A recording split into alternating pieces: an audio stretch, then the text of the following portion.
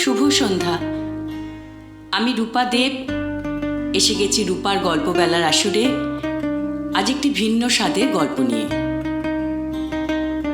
আমার আজকের গল্প স্বর্ণলতার প্রেম, রচনা রমাপদ চৌধুরী। ব্যাপারটা আমি তখনও বুঝতে পারিনি। অলোক কি এমন বলতে চায় আমাকে, আর যদি বলবেই এত উসখুস করছে কেন, বলেই ফেলুক না। অলোক তখন আমাদের সকলের কাছে হিরো হয়ে গেছে। হিরো হবারই কথা।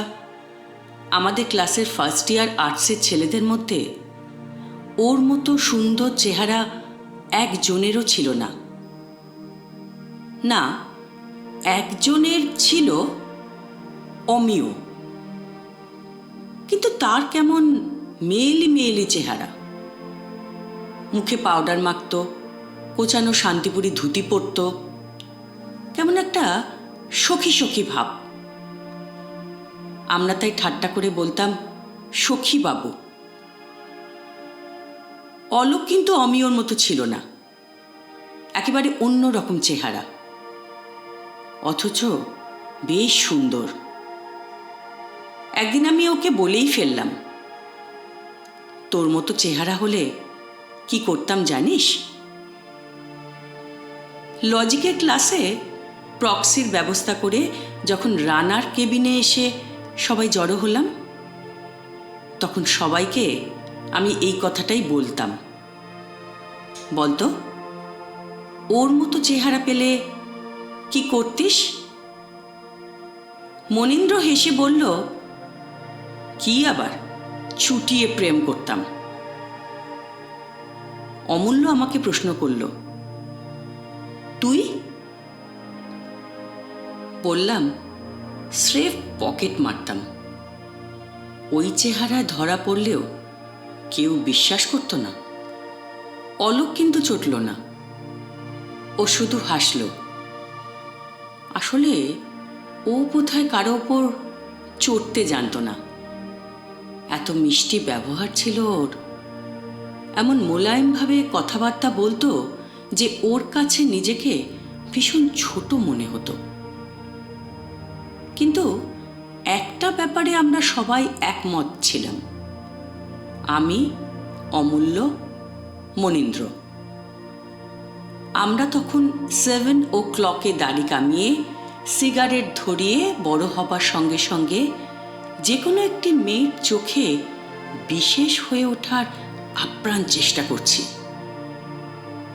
কিন্তু মনে মনে আমরা তখন সকলে জানতাম, আমাদের কারো জীবনে কোনো দিন যদি সত্যি সত্যি প্রেম আসে, তাহলে তার নিঃসন্দেহে আসবে অলোকের জীবনে।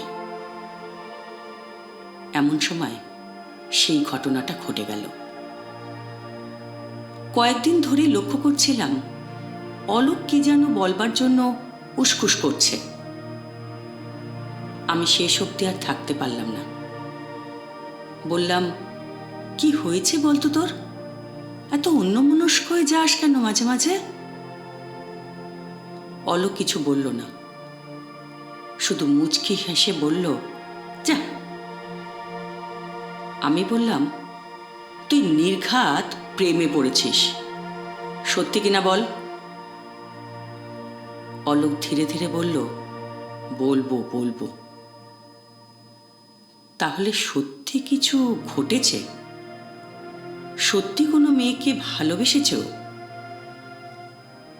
ক্লাস শেষ হতেই রানার কেবিনে চা খেতে গেলাম আমরা দুজনে। অলোক বলল, অমূল্যদের বলবি না কিন্তু। আমি বললাম, না না, কক্ষনো না।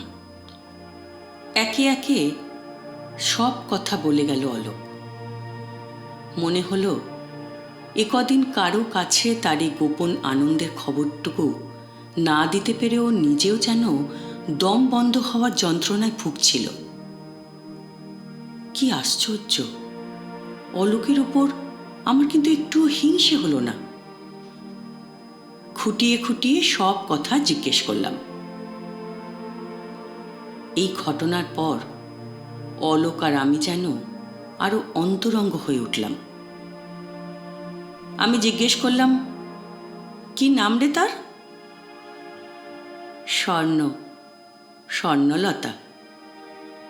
অলোক মৃদু হেসে কেমন সলজ্জভাবে বলল। বলেই প্রশ্ন করল, ভারী মিষ্টি নাম তাই না বল?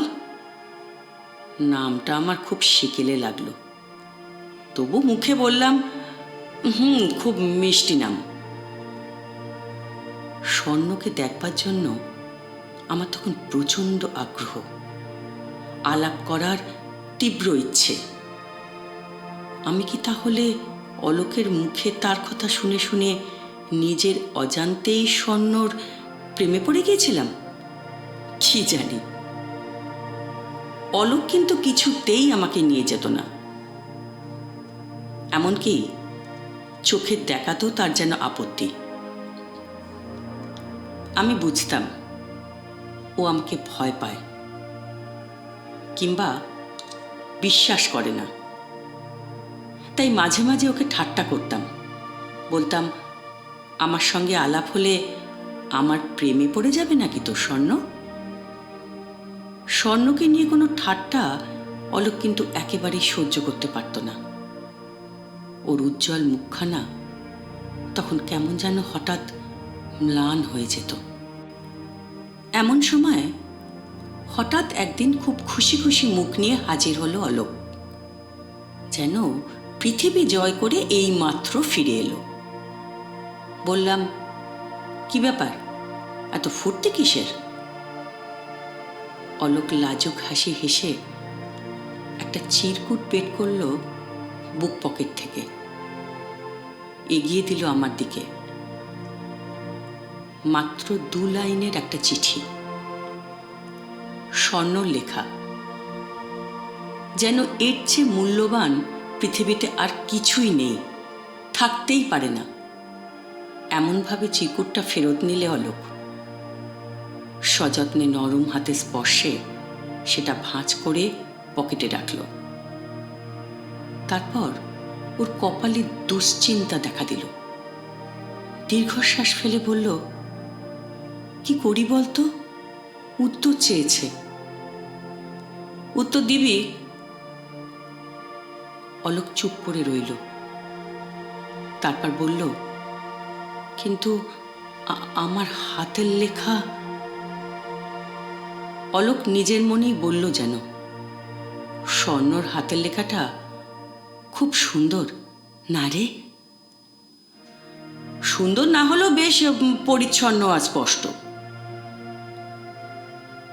অলোক কি যেন ভাবল, তারপর বলল, তোর মতো হাতের লেখা যদি আমার হতো। আমার শুনে ভীষণ ভালো লাগলো। বুকে গোপনে একটা গর্বের ফুল যেন পাপড়ি মেলতে চাইল। অলোকের সঙ্গে কোনো দিক থেকেই আমার কোনো তুলনা হয় না, তবু একটা জায়গায় আমার মাথা যেন অলোককে ছাড়িয়ে অনেক উঁচুতে উঠে গেল। আমার হাতের লেখা সুন্দর, খুব সুন্দর, আর প্রেমের চিঠিও হয়তো আমি ওর চেয়ে অনেক ভালো লিখতে পারবো। ও কি লিখবে? ও তো বনলতা সেনই পড়েইনি। অলোক কেমন উসকুস করছে, কি যেন বলতে চায়। আমিও অপেক্ষা করলাম কি বলে শোনার জন্য। অলোক অনেকক্ষণ চুপ করে রইল। তারপর হঠাৎ বলল, স্বর্ণ তো আমার হাতের লেখা চেনে না, তুই লিখে দে না। আমি হেসে ফেললাম, আহারে, তোমার হয়ে আমি চিঠি লিখি, তারপর বাপের কাছে ধরা পড়লে আমাকে ঠ্যাঙানি খেতে হোক, এই আর কি। অলোক বাধা দিল, যা, তা কেন হবে? তোকে তো কেউ চেনেই না। ওহো, আসলে হাতের লেখা টেখা তাহলে বাজে কথা। ধরা পড়ার ভয়ে নিজের হাতে চিঠি লিখতে চাইছে না অলোক, তাছাড়া আর কি। যাকে ভালোবাসিস তার কাছ থেকে হাতের লেখা লুকোবার কি দরকার শুনি? অলোক কিন্তু ততক্ষণে আমার কাঁধে হাত রেখে অনুনয় কণ্ঠে বলছে, শোন আনন্দ, তোকে কিন্তু লিখে দিতেই হবে। ওর মুখের দিকে তাকিয়ে আমি না বলতে পারলাম না। অনেক সুন্দর সুন্দর কবিতার লাইন দিয়ে অনেক ফুল, তারা, পালক সাজিয়ে একটা চিঠি লিখে দিলাম। লিখতে লিখতে মনে হলো যেন অলোক নয়, আমি না দেখা না জানা একটি 16 বছরের মেয়ের উদ্দেশ্যে আমার বুকে সুপ্ত অনুভূতিগুলো উজাড় করে দিচ্ছি। কিন্তু একখানা চিঠি লিখে কি নিস্তার আছে? দিন কয়েক পরেই স্বর্ণর উত্তরটা নিয়ে এসে হাজির হলো অলোক। দেখ আনন্দ, তোর চিঠির, তোর হাতের লেখার কত প্রশংসা করেছে। সত্যি, স্বর্ণ চিঠিটা পড়তে পড়তে আমার বুকের মধ্যে কেমন করে উঠল। অলোকের লেখা মনে করে স্বর্ণ যা কিছু লিখেছে, যা কিছু প্রশংসা, তা যেন আমারও প্রাপ্য। আমি তাই ঠাট্টা করে বললাম, দেখিস অলোক, শেষ অবধি স্বর্ণ না আমার প্রেমে পড়ে যায়। শুনে অলোক হাসল, বলল, এবারে আরো ভালো করে লিখে দে উত্তরটা। আমি কি অলোকের অনুরোধ শুনে ভালো করে লিখতে চেষ্টা করতাম? না, জীবনে যে কোনোদিন প্রেমের স্পর্শ পাইনি, প্রেম যার কাছে শুধু বইয়ে পড়া অনেক দূর থেকে দেখা অস্পষ্ট অভিজ্ঞতা, অথচ অভাবে, হতাশায়, কল্পনার রঙে মিশানো একটা অনুভূতি, একটা চিঠি লেখার সংযোগ পেয়ে তার হৃদয় হয়তো কপাট খুলে দিয়েছিল। একদিন তাই সন্দেহ হলো, আমি কি অলোকের হয়ে স্বর্ণকে চিঠি লিখছি? না আমি নিজেই তার কাছে কৃপা প্রার্থীর মতো ছুটে যেতে চাইছি? স্বর্ণ কে? সে কেমন দেখতে? আমাকে দেখে সে ঘৃণায় মুখ ফিরাবে, নাকি এসবের হিসেব নিতে ইচ্ছে হতো না? আমার শুধু মনে হতো আমি নিজেই যেন স্বর্ণ নামের কোনো একটি মেয়েকে প্রেম নিবেদন করছি। এক এক সময় তাই অলোককে আমার অসহ্য লাগত। অসহ্য লাগত স্বর্ণর চিঠিগুলো, কারণ সে চিঠিতে আনন্দর কোনো ভূমিকা নেই। সেখানে দেখতাম স্বর্ণর সমস্ত মন জুড়ে বসে আছে শুধু অলোক। আনন্দ বলে কেউ আছে এই খবরও সে জানত না। সেদিন তাই অলোক যখন আবার একটা চিঠি লিখে দিতে বলল, আমি হেসে বললাম, ওসব চলবে না ভাই রোজ রোজ। তা না হলে যাও বাবা, নিজে লিখে নেবে যাও। আমি ভেবেছিলাম আমার কথা শুনে অলোক হাসবে, কিন্তু হাসতে পারল না। অসহ্য কোনো কষ্টে ওর সমস্ত মুখ মুহূর্তে বিকৃত হয়ে গেল। বুঝলাম ও খুব আঘাত পেয়েছে। তখন তো জানতাম না, কাউকে যখন আমরা ভালোবাসি তখন ভিতরে ভিতরে আমরা তাকে শ্রদ্ধাও করি। অলোক অসহায় দুর্বলের মতো আমার হাতের ওপর হাত রাখল, বলল, আনন্দ, তুই অন্তত এসব বলিস না। ওর মুখের দিকে তাকিয়ে আমি অপ্রতিভ বোধ করলাম। অলোক আমাকে বলেছিল, অমূল্য, তো তুই এসব কিছু বলিস না। আমি মনে মনে প্রতিজ্ঞা করেছিলাম বলবো না, কিন্তু আমার মাঝে মাঝে ভয় হতো, যদি কোনো কারণে স্বর্ণ তার বাবা মার কাছে ধরা পড়ে, যদি অলোকের বাবার কাছে গিয়ে অভিযোগ করেন, তখন মনীন্দ্র প্রথম শুনেই বলেছিল, করেছিস কি তুই? ধরা পড়লেই তো শালা বলবে তোর লেখা, মরবি তুই, দেখিস। বাড়ি জিনিসটা তখন আমাদের কাছে একটা কঠোর শাসনের রক্তচক্ষু। বাবাকে কোনো কোনো পারিবারিক অশান্তির মুহূর্তে দেখে মনে হতো পুলিশ ফাঁড়ির দারোগা।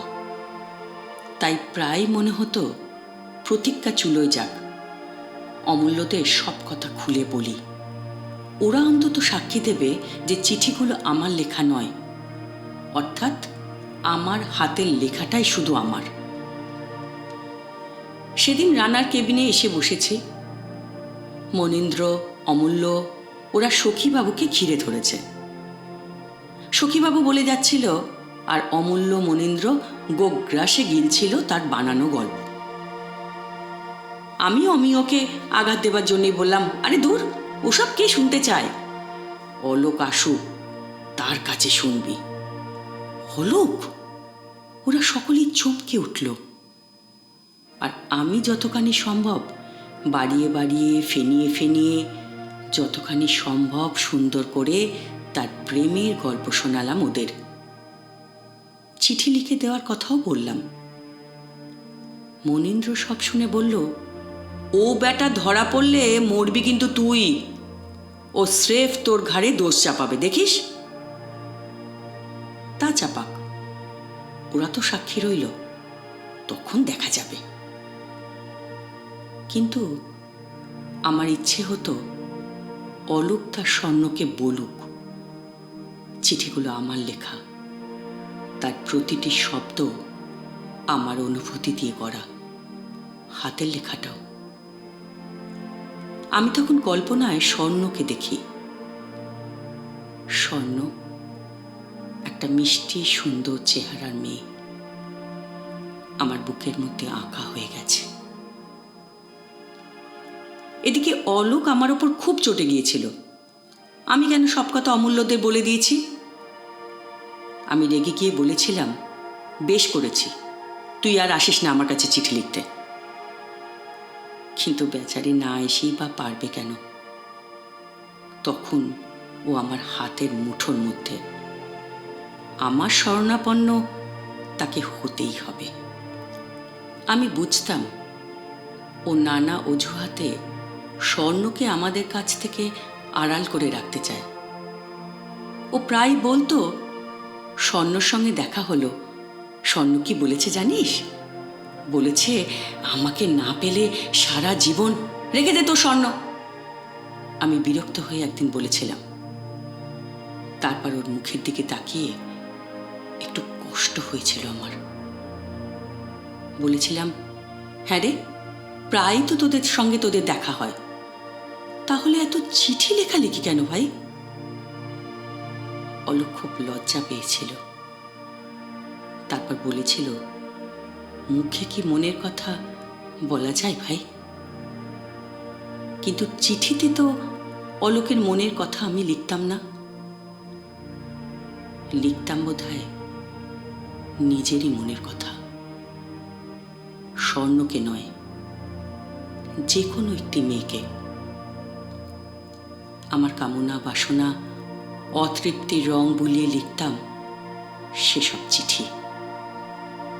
এমনিভাবেই চলছিল দিনের পর দিন, মাসের পর মাস। হঠাৎ একদিন অলোককে কেমন উদ্ভ্রান্ত দেখালো। দিনে দিনে ওর শরীরের সমস্ত রক্ত যেন কে ধীরে ধীরে নিংড়ে নিচ্ছে। ওর চোখের দৃষ্টি বদলে গেল। কেমন একটা প্রতিবাদের মতো ওকে মনে হতো। একদিন জিজ্ঞেস করলাম, কি হয়েছে রে অলোক, আর তো চিঠি লেখাস না? সেদিন কলেজ ছুটির পর আমরা হাঁটতে হাঁটতে কার্জন পার্কের একটা কোণে গিয়ে বসলাম। অলোক একটা দীর্ঘশ্বাস ফেলল, বলল, স্বর্ণর বিয়ে। কার সঙ্গে? আমি চমকে উঠে জিজ্ঞেস করলাম। অলোক তাচ্ছিল্যের সঙ্গে বলল, কে জানে, আমি জানতে চাইও নি। তারপর পকেট থেকে একটা বান্ডিল বের করল। সেই চিরকুট থেকে শুরু করে যত চিঠি স্বর্ণ তাকে লিখেছিল, যেগুলো উত্তর লেখার জন্য দরকার, এই অজুহাতে আমি মাঝে মাঝে পড়ে নিতাম। পড়ে ভালো লাগতো, নতুন করে বেঁচে উঠতে ইচ্ছা হতো। অলোক সেই বান্ডিলটা সামনে রাখল, তারপর দীর্ঘশ্বাসের স্বরে বলল, সব শেষ হয়ে গেল আনন্দ, সব শেষ। অলোক আবার বলল, আজ রাত্রে সব শেষ হয়ে গেল। আজ রাত্রে? আমি চমকে উঠলাম। হ্যাঁ, আজ স্বর্ণর বিয়ে। আমার মনে হলো আমি ভীষণ দুর্বল হয়ে পড়েছি। আমার মনে হলো আমার শরীরে কোনো শক্তি নেই, আমি একেবারে ভেঙে পড়ছি। সব শেষ হয়ে গেল কথাটা বারবার আমার কানের কাছে বাজলো। আমার মনে হলো যেন আমি নিজেই আমার নিজের কোনো প্রেমিকার কাছ থেকে বিচ্ছিন্ন হয়ে যাচ্ছি ধীরে ধীরে। অলোক তারপর একটা দেশলাই কাঠি জেলে চিঠির বান্ডিলটা ঠিক তার উপরে ধরল। অলোক! আমি চিৎকার করে উঠলাম। আমি চিঠির বান্ডিলটা দ্রুত হাতে কেড়ে নিলাম। এ কি করছিস অলোক? ও অনেকক্ষণ চোখ বুজে রইল,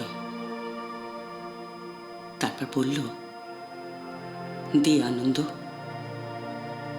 পুড়িয়ে শেষ করে দিই। ওগুলোকে আমার বড় ভয়, কাছে থাকলে না জানি কবে কি করে বসি। ছি ছি, শেষে স্বর্ণর যদি কোনো ক্ষতি করে বসি, যদি রেগে পাগল হয়ে গিয়ে। আমি ওর হাত চেপে ধরলাম, বললাম, তোর ভয় নেই, এগুলো আমার কাছে থাক। যখন এই চিঠিগুলোকে তোর আর কোনো ভয় থাকবে না, যখন জ্বালা জুড়িয়ে গিয়ে শুধু একটা মিষ্টি স্মৃতি হয়ে থাকবে চিঠিগুলো,